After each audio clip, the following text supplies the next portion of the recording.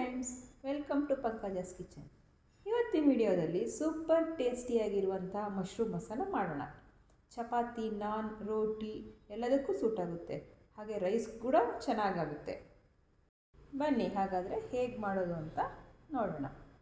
ಇದಕ್ಕೆ ಬೇಕಾಗಿರುವಂಥ ingredients: mushroom 400 grams ತಗೊಂಡಿದ್ದೀನಿ, ಈರುಳ್ಳಿ 2 ಸಣ್ಣ ಹೆಚ್ಕೊಂಡಿದ್ದೀನಿ, ಗ್ರೀನ್ ಚಿಲ್ಲೀಸ್ 7-8 ಸಣ್ಣ ಹೆಚ್ಕೊಂಡಿದ್ದೀನಿ, ಶುಂಠಿ ಬೆಳ್ಳುಳ್ಳಿ ಪೇಸ್ಟ್ 2 ಸ್ಪೂನು, ಟೊಮೆಟೊ 2 ಪ್ಯೂರಿ ಮಾಡಿ ಇಟ್ಕೊಂಡಿದ್ದೀನಿ, ಪುದೀನ ಸ್ವಲ್ಪ, ಮತ್ತು ಒಗ್ಗರಣೆಗೆ ಪಲಾವ್ ಎಲೆ 1-2, ಚಕ್ಕೆ 2 ಪೀಸು, ಲವಂಗ 4, ಏಲಕ್ಕಿ 1-2, ಕಸೂರಿ ಮೆಥಿ 1 ಸ್ಪೂನು, ಗೋಡಂಬಿ 25 ಗ್ರಾಮು, ತೆಂಗಿನಕಾಯಿ ಸ್ವಲ್ಪ ಹಾಗೂ ಕೊತ್ತಂಬರಿ ಸ್ವಲ್ಪ, ಚಿಲ್ಲಿ ಪೌಡರ್ 2 ಸ್ಪೂನು ಮತ್ತು ಧನಿಯಾ ಪೌಡರ್ 2 ಸ್ಪೂನು. ನಾನಿಲ್ಲಿ ಎರಡನ್ನೂ ಕೂಡ ಮಿಕ್ಸ್ ಮಾಡಿಕೊಂಡು ಒಟ್ಟಿಗೆ 4 ಸ್ಪೂನಷ್ಟು ತೊಗೊಂಡಿದ್ದೀನಿ. ಈಗ ಮಶ್ರೂಮ್ನ ಕಟ್ ಮಾಡ್ಕೊಳ್ಳೋಣ. ಮಶ್ರೂಮ್ ದೊಡ್ಡದಾಗಿದ್ದರೆ ಅದರಲ್ಲಿ 4 ಪೀಸ್ ಮಾಡ್ಕೊಳ್ಳಿ, ಇಲ್ಲ ಸ್ವಲ್ಪ ಚಿಕ್ಕದಿದ್ದರೆ 2 ಪೀಸ್ ಮಾಡಿಕೊಂಡ್ರೂ ಸಾಕು. ಈಗ ತೆಂಗಿನಕಾಯಿ, ಗೋಡಂಬಿ ಮತ್ತು ಕೊತ್ತಂಬರಿಯನ್ನು ಸ್ವಲ್ಪ ನೀರು ಹಾಕ್ಕೊಂಡು ನುಣ್ಣಗೆ ಗ್ರೈಂಡ್ ಮಾಡಿ ಇಟ್ಕೊಳ್ಳಿ. ಈಗ ಒಂದು ಕುಕ್ಕರ್ನ ಸ್ಟವ್ ಮೇಲೆ ಇಟ್ಕೊಂಡು 3 ಸ್ಪೂನು ಎಣ್ಣೆ ಹಾಕೋಣ. ಎಣ್ಣೆ ಸ್ವಲ್ಪ ಕಾದ್ಮೇಲೆ ಮಸಾಲೆ ಪದಾರ್ಥಗಳನ್ನ ಹಾಕೊಳ್ಳೋಣ. ಫ್ಲೇಮ್ನ ಸ್ವಲ್ಪ ಸಿಮ್ಮಲ್ಲೇ ಇಟ್ಕೊಳ್ಬೇಕು, ಇಲ್ಲಾಂದರೆ ಈ ಮಸಾಲೆ ಪದಾರ್ಥಗಳು ಕರೆದು ಹೋಗುತ್ತೆ. ನಂತರ ಹಸಿಮೆಣಸಿನ್ಕಾಯಿ ಹಾಕಿ ಫ್ರೈ ಮಾಡ್ಕೊಳ್ಳೋಣ. ಹಸಿಮೆಣಸಿನ್ಕಾಯಿ ಸ್ವಲ್ಪ ಫ್ರೈ ಆದಮೇಲೆ ಈರುಳ್ಳಿ ಸಹ ಹಾಕ್ಕೊಂಡು ಸ್ವಲ್ಪ ಹೊಂಬಣ್ಣ ಬರೋವರೆಗೂ ಫ್ರೈ ಮಾಡೋಣ.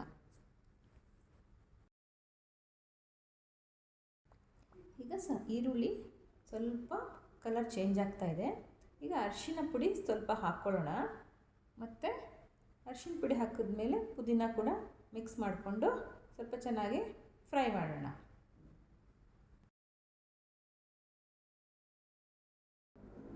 ಈಗ ಇದೆಲ್ಲ ಸ್ವಲ್ಪ ಚೆನ್ನಾಗಿ ಫ್ರೈ ಆಗಿದೆ. ಈಗ ಇದಕ್ಕೆ ಮಶ್ರೂಮ್ ಹಾಕ್ಕೊಂಡು ಸ್ವಲ್ಪ ಮತ್ತೆ ಚೆನ್ನಾಗಿ ಫ್ರೈ ಮಾಡೋಣ. ಒಂದು 3 ನಿಮಿಷ ಚೆನ್ನಾಗಿ ಫ್ರೈ ಮಾಡಿಕೊಂಡ್ರೆ ಸಾಕು. ಈಗ ಇದಕ್ಕೆ ಶುಂಠಿ ಬೆಳ್ಳುಳ್ಳಿ ಪೇಸ್ಟ್ ಹಾಕಿ ಹಸಿ ಸ್ಮೆಲ್ ಹೋಗೋವರೆಗೂ ಫ್ರೈ ಮಾಡಿ.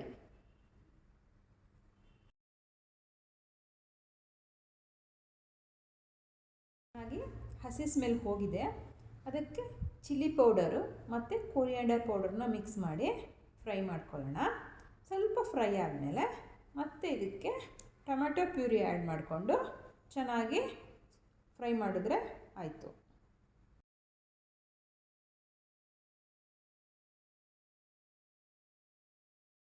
ಫೈವ್ ಮಿನಿಟ್ಸ್ ಈ ಥರ ಫ್ರೈ ಮಾಡಿದ್ಮೇಲೆ ಸೈಡ್ನಲ್ಲಿ ಸ್ವಲ್ಪ ಎಣ್ಣೆ ಬಿಡೋಕ್ಕೆ ಸ್ಟಾರ್ಟ್ ಆಗುತ್ತೆ.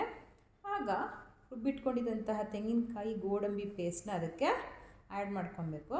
ಆ್ಯಡ್ ಮಾಡಿ ಮತ್ತೆ 1-2-3 ನಿಮಿಷ ಚೆನ್ನಾಗಿ ಕೈ ಆಡಿಸ್ಬೇಕು.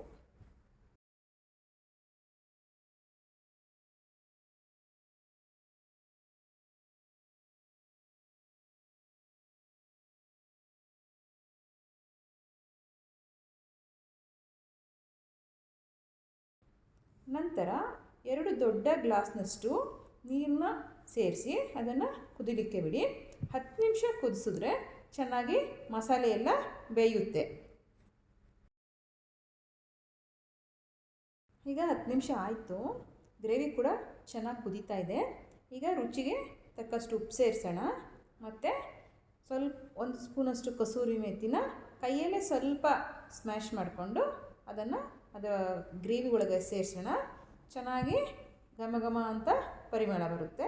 ಆಮೇಲೆ 1-2 ನಿಮಿಷ ಕುದಿಸಿದ್ರೆ ಗ್ರೇವಿ ರೆಡಿಯಾಗುತ್ತೆ ಮತ್ತು ಕರೆಕ್ಟಾಗಿ ಕನ್ಸಿಸ್ಟೆನ್ಸಿ ಕೂಡ ಬರುತ್ತೆ.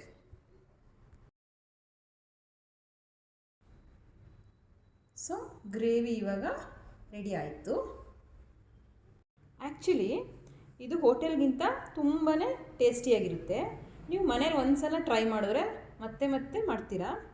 ನೀವು ಕೂಡ ಮನೆಯಲ್ಲಿ ಟ್ರೈ ಮಾಡಿ, ಟೇಸ್ಟ್ ಹೇಗಿದೆ ಅಂತ ಕಮೆಂಟ್ ಮಾಡಿ, ಲೈಕ್ ಮತ್ತು ಶೇರ್ ಮಾಡಿ. ನಿಮ್ಮ ಸಪೋರ್ಟು ನನಗೆ ತುಂಬಾ ಇಂಪಾರ್ಟೆಂಟು. ಸೊ ಚಾನಲ್ಗೆ ಸಬ್ಸ್ಕ್ರೈಬ್ ಆಗೋದು ಮರಿಬೇಡಿ. Thank you friends.